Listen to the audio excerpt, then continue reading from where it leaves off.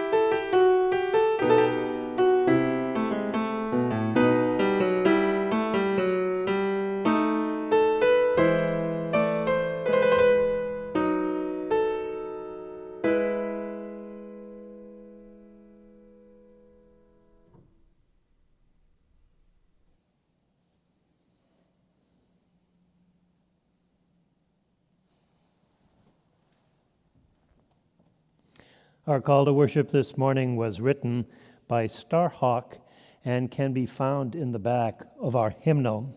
She wrote, "Earth Mother, Star Mother, you who are called by 1,000 names, may all remember we are cells in your body and dance together. You are the grain and the loaf that sustains us each day, and as you are patient with our struggle to learn, so shall we be patient with ourselves and with each other. We are radiant light and sacred dark, the balance. You are the embrace that heartens and the freedom beyond fear. Within you we are born. We grow, live, and die. You bring us around the circle to rebirth. Within us you dance forever. Starhawk. I invite you now to join me in singing the doxology, which you will find here on the slide.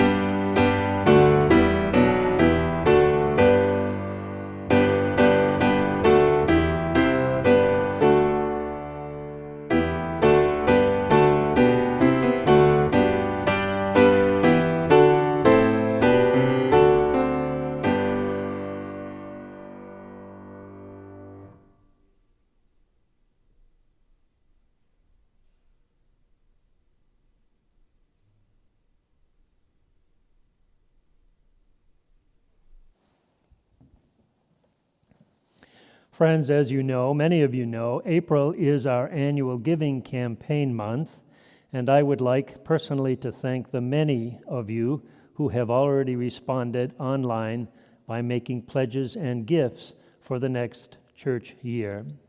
Results are solid, and we are encouraged, and we encourage you, if you've not yet made your pledge online or gift, that you do so as soon as you can, so that we can know what resources we can use wisely in the coming year. On the Sundays in April, we are also featuring individuals and family members of UUC who speak to you of the importance of the community in their own lives. And today we are fortunate indeed to hear words from the Grow family.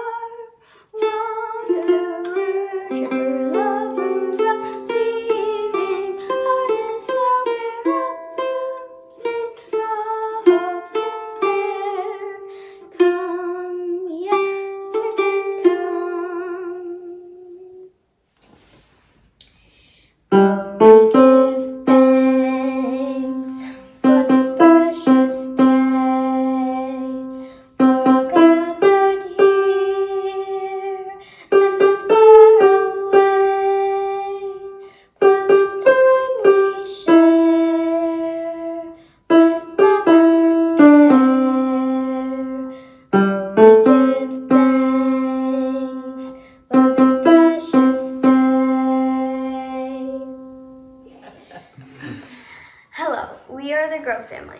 I am Emma Grow. One thing I appreciate about UUC is that there's this sense of sort of family and community when I'm there. It doesn't matter if you make mistakes, you're kind of just all together and everyone treats you like family.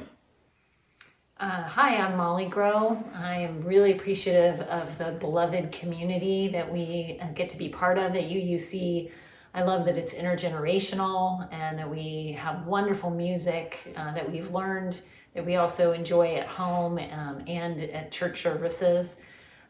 We have really grown as a family through religious education and getting to be part of the climate change and social justice groups, and to be really engaged in the growth together and what we can experience as Unitarians. Hi, I'm Ellie Grow, and some things I really liked about being in UUC are making a lot of friends and, like Emma said, being part of a community. Through religious education, I have made a lot of good friends, old and young, and just being there in UUC. It's like being part of a big family.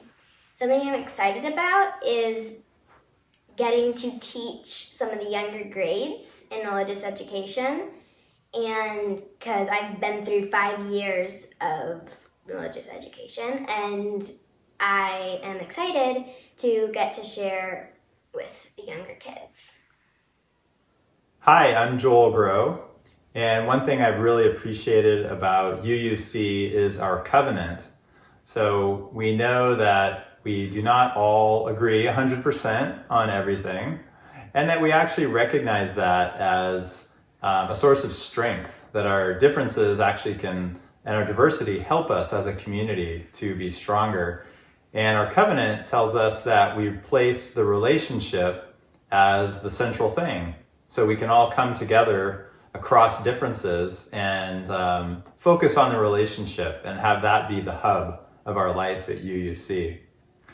I've also really enjoyed being part of the care team, which is a group of members of the church that support other members who are going through some kind of difficulty where they might need some emotional support. So it could be illness, or maybe it's a death in the family, something like that. It's just been a very rewarding part of my time at UUC. Please pledge today to support UUC. Thank you. We really appreciate it. Thank you. Thank you.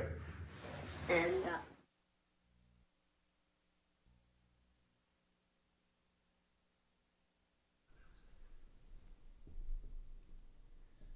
Friends, please join us in singing the hymn, I Am That Great and Fiery Force.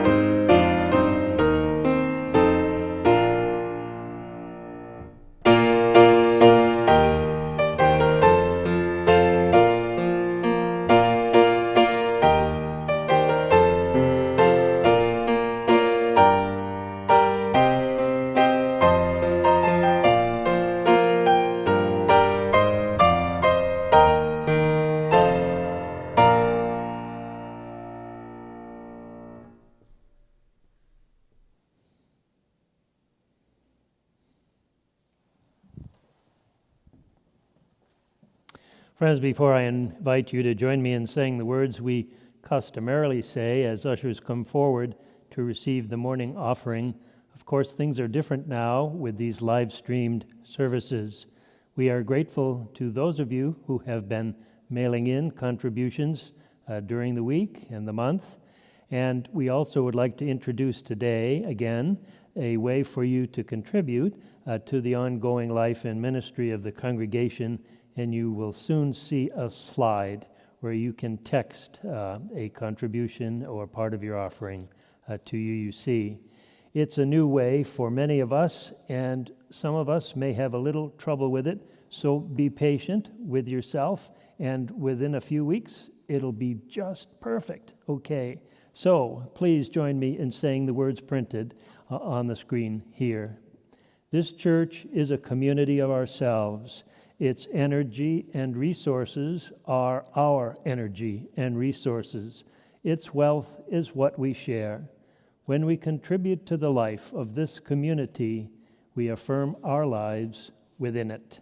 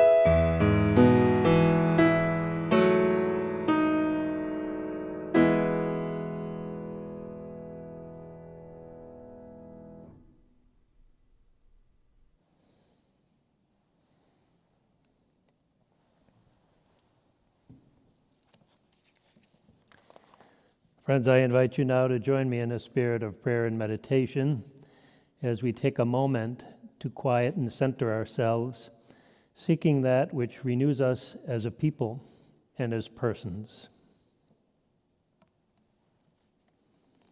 Thank you, Creative Spirit, for the dependability and the democracy of nature.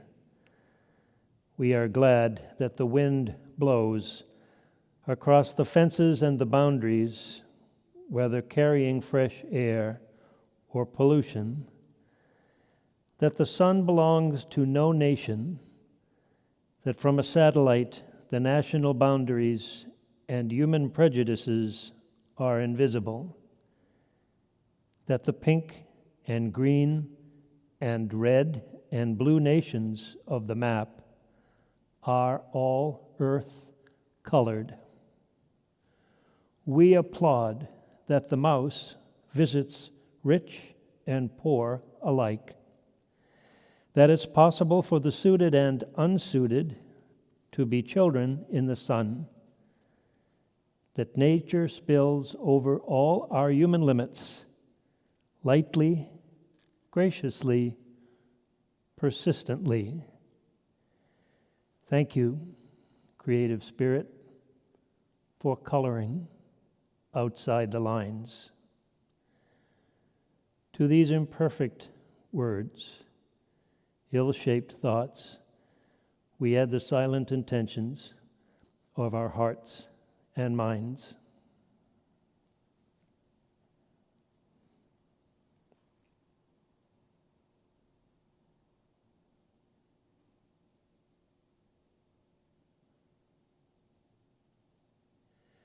So may it be. Amen.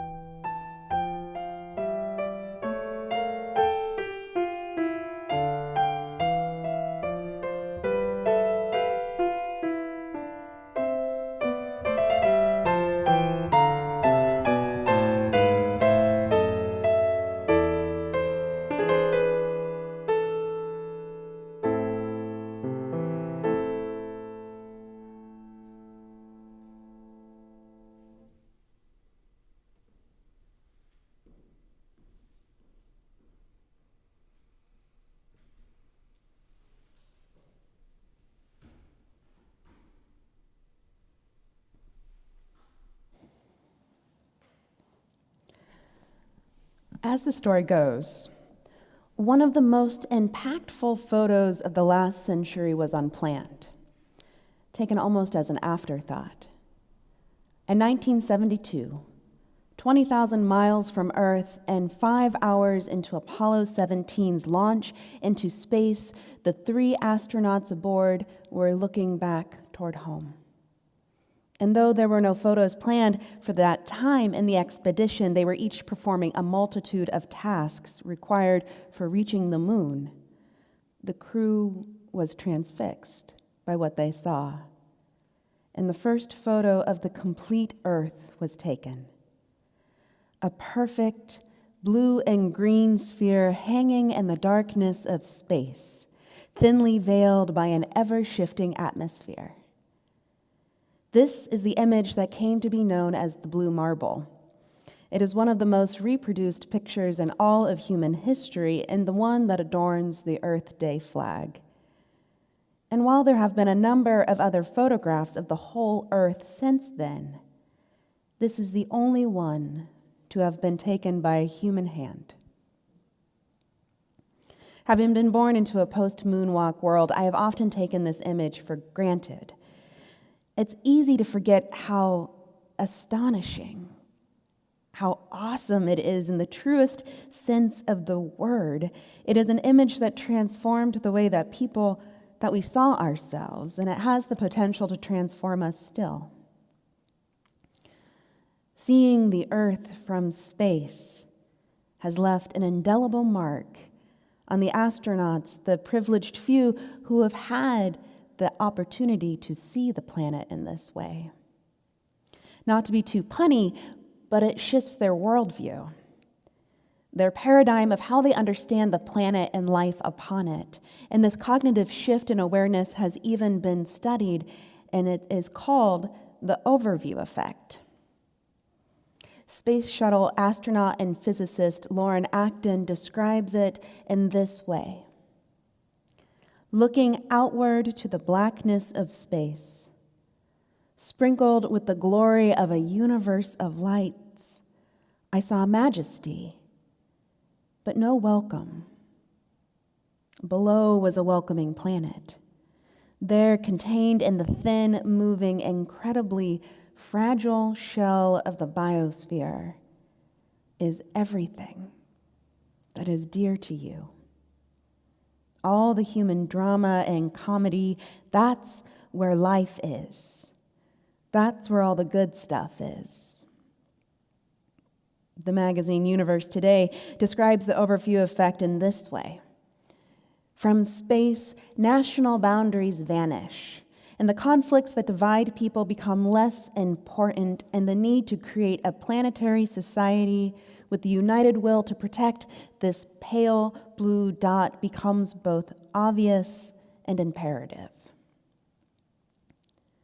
The 7th principle of Unitarian Universalism is the affirmation that life is an interdependent web of existence, of which we too are a part. Core to our religious understanding is that life is inherently, deeply interconnected. Our lives are interwoven with the plants, the other animals, the land, and the skies, the seas. There is no being, no existence independent of these connections. The natural alchemy of evolution created us this way and is creating life still. And yet it's challenging to grasp beyond the theoretical, largely. And it's almost paradoxical to our dually held and important belief in the power, purpose, and agency of the individual. It certainly runs counter to the dominant cultural worldview of individualism held here in Western society. And yet, in this moment in which a global pandemic has spread out across the nations and changed everything in a matter of a few months, our interdependence is impossible, even dangerous to deny. Once more, photographs are reminding us of how this whole planet and all of humanity are one on some level, though not everyone is being impacted in the same way. I have personally found these photos transfixing. Images of empty squares in Europe, religious leaders speaking to empty cathedrals and sanctuaries. A picture of the sacred mosque in Mecca with no pilgrims circling the Kaaba, of indoor and outdoor classrooms where students are sitting 6 feet apart, and of masked and gowned health care workers working to provide comfort while reducing contagion the whole world over. The experience of quarantine and sheltering in place, no doubt, can be lonely. But in many ways, no one is truly alone within this global moment. It's an overwhelming truth, just how interconnected we all are in this experience on this fragile and beautiful planet spinning in space. From the safety of your homes, would you please take a breath with me?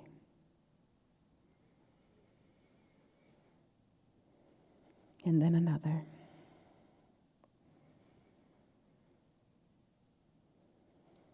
Feeling your body supported in space.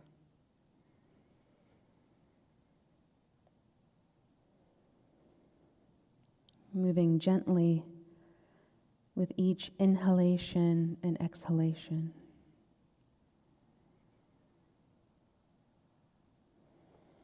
And perhaps sensing that in this moment, you are safe.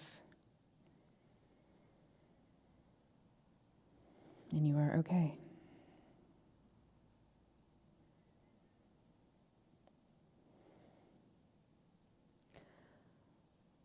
One of the great ironies is just as our global interdependence has become strikingly clear, most of us are living life much more rooted in place.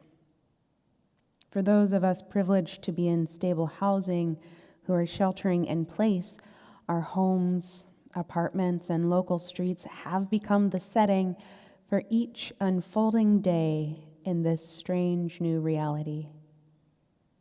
And whether it is through your window, looking out from quarantine, or on walks around your neighborhood, you might have noticed something amazing is happening outside. Spring has arrived, is arriving.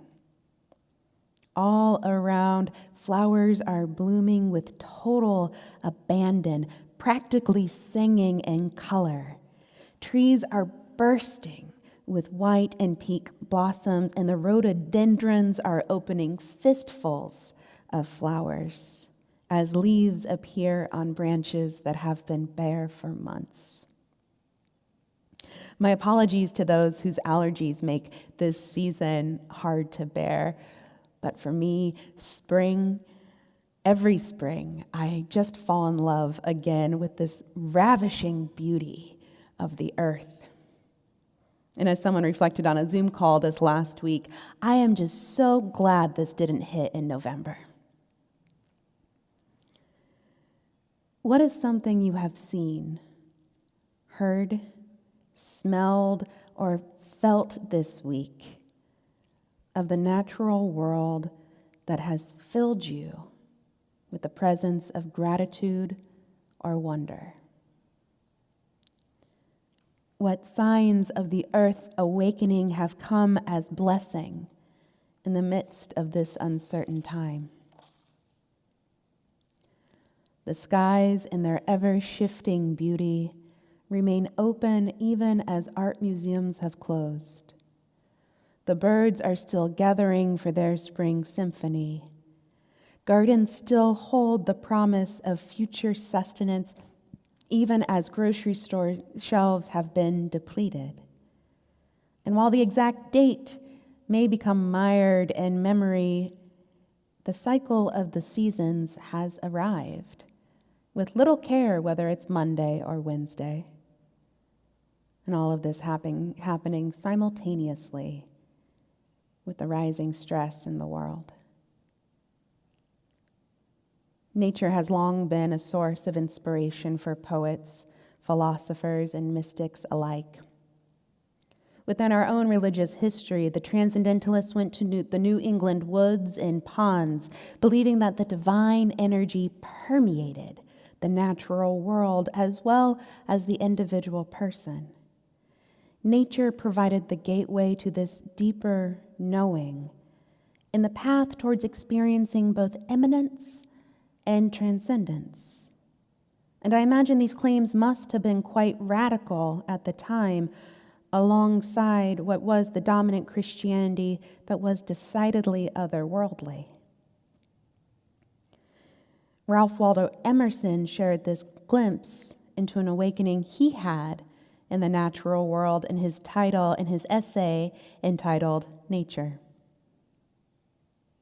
Standing on the bare ground, my head bathed by the blithe air and uplifted into infinite space, all mean egotism vanishes. I become a transparent eyeball. I am nothing. I see all. The currents of the universal being circulate through me. I am part or parcel of God. For Emerson, being in nature was a spiritual journey, a place to visit, to go to for wonder, connection, and contemplation. He writes, "To the attentive eye, each moment of the year has its own beauty. And in the same field, it beholds every hour a picture which was never seen before, and which shall never be seen again." Since the shelter-in-place order took place, I have taken near daily walks around the Meadowbrook Pond. Tethered to my neighborhood, these daily strolls have become like a local pilgrimage, where I join with other pilgrims at a safe distance to gaze out together at the changing waters, trees, and creatures. And I cannot ever report feeling like a transparent eyeball, but I have been lifted out of my own fretting at the sight of a blue heron taking flight. I have felt my heart release hearing that trill of a red-winged blackbird. Gratitude and beauty has brought expansion to a mind contracted with anxiety. At the edges of this pond, I have been touched by the vastness of existence expressed within the individual parts that make up a much greater wholeness. In his book, No Death, No Fear, Buddhist monk Thich Nhat Hanh describes a flower as being full of everything. In the flower, we see sunshine, the rain and the clouds, the earth. We also see time and space in the flower. A flower, like everything else, is made of entirely non-flower elements. The whole cosmos has come together to help the flower manifest herself. The flower is full of everything except one thing, a separate self, a separate identity. The flower cannot be herself alone. The flower has to interbe with the sunshine, the cloud, and everything in the cosmos. Without ever leaving the atmosphere, and without even leaving your home, it is possible to witness the whole cosmos within a single flower, or even by looking into a mirror. This coming Wednesday, on April 22nd, around the globe and online, people will celebrate Earth Day, marking the 50th anniversary of the birth of the modern environmental movement in the U.S. in 1970. The first Earth Day came at a time in which the public was becoming more aware of the impact of unchecked pollution and years of industrialization. An emerging environmental consciousness had been set in motion in the early 1960s by Rachel Carson's seminal book, Silent Spring, which raised public awareness and concern for living organisms, the environment, and the inextricable links between pollution and public health.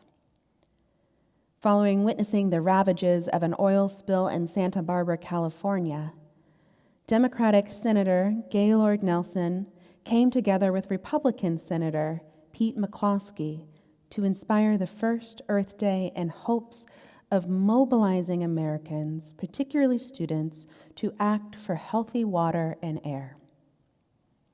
On that first Earth Day in 1970, 20 million Americans gathered on behalf of the environment. That was 10% of the U.S. population at the time.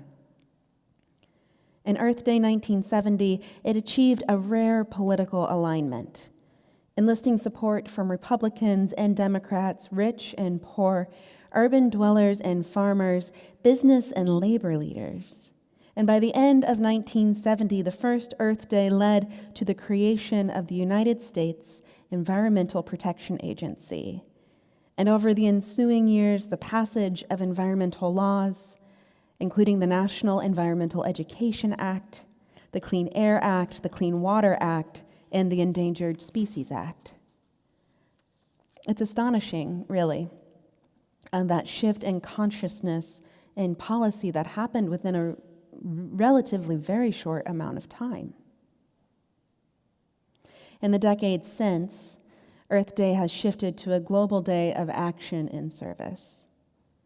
Over the past 20 years, as the realities of climate change have become more urgent, Earth Day organizing has emphasized clean energy and the need for governments around the globe to take seriously the threat of climate catastrophe and to respond appropriately.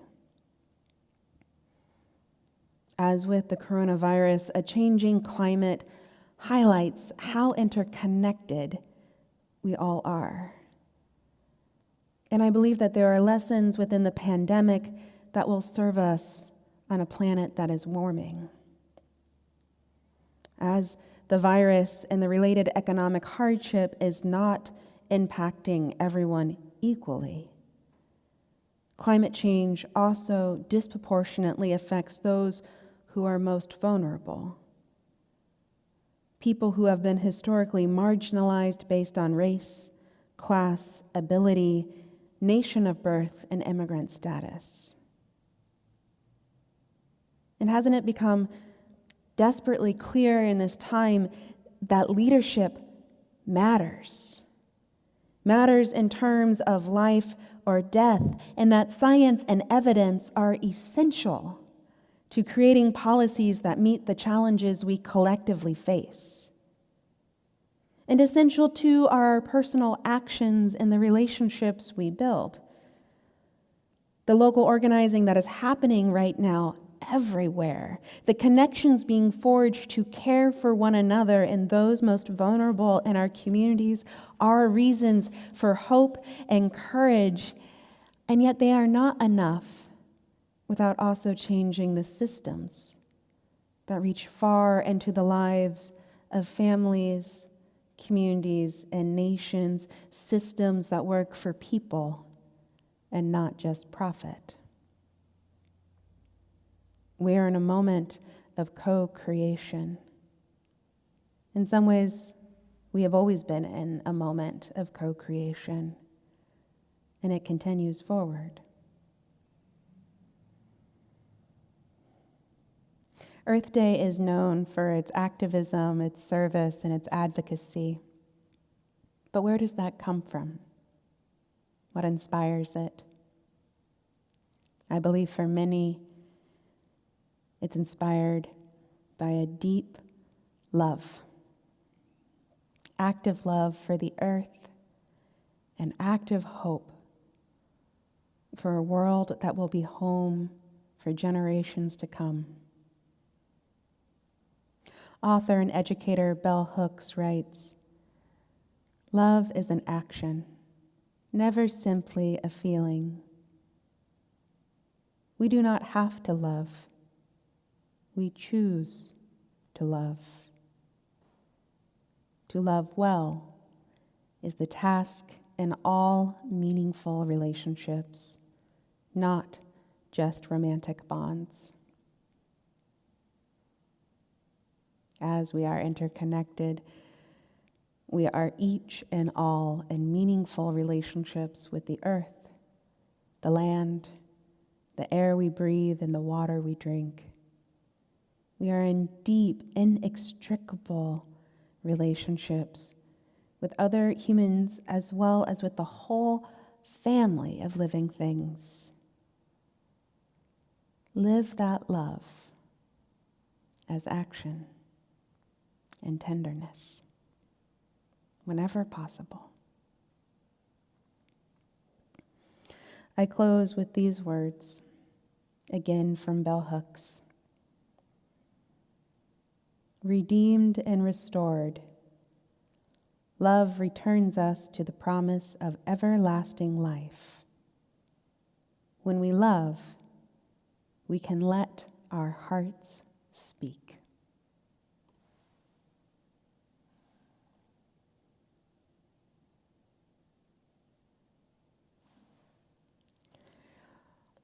Would you please join in singing hymn number 21, "Lo, the Earth Awakes Again."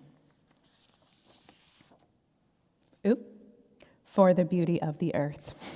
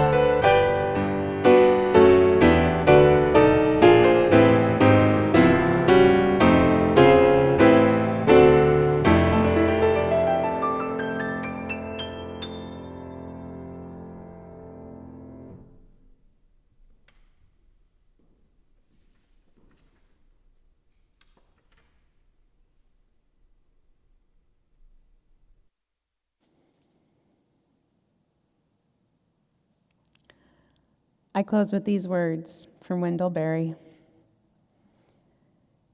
"When despair for the world grows in me, and I wake in the night at the least sound in fear of what my life and my children's lives may be, I go and lie down where the wood drake rests in his beauty on the water, and the great heron feeds. I come into the peace of wild things who do not tax their lives with forethoughts of grief. I come into the presence of still water, and I feel above me the day-blind stars waiting with their light. For a time, I rest in the grace of the world, and I am free. Blessings to you on this day. Happy Earth Day.